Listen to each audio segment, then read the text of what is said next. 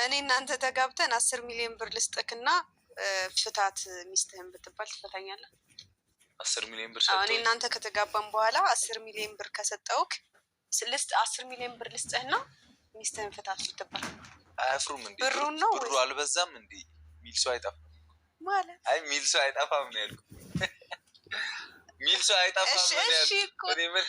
ሚል ሰው አይጠፋም ማለት ሚል ሰው አይጠፋም ማለት እኔ አንቺን አልፈታሽም። ምክንያቱም ያንን ብር ሰርተን እናመጣዋለን አንድ ላይ ያለ ሀቢብቲ ማርያም። እኔ በ10 ሚሊዮን ብር ምንደለል መስሏችሁ ነው ይሄንን ጥያቄ ካሜራማን ያመጣው? እስቲ ሰጣችሁ ሞክሩ። ገንዘብን የምትመርጥ መስሏቸው እኮ ነው። እስቲ ሰጣችሁ ይዩት እንዴት እንደመበተነው ፊታችሁ። አረ ሰጠው ይዩት። አረ አይ ቀጥታ መልሳው እንዳርዳራት አይ ለጨዋታው ድምቀት ነው። እዚህ ጋር ግጥብ ከመል ልጭክል በልበት እስኪ ሰጣችሁ ይሄ ፍሪ ሾው አይደለ? ነፃነት ያለው ሾው አይደለ?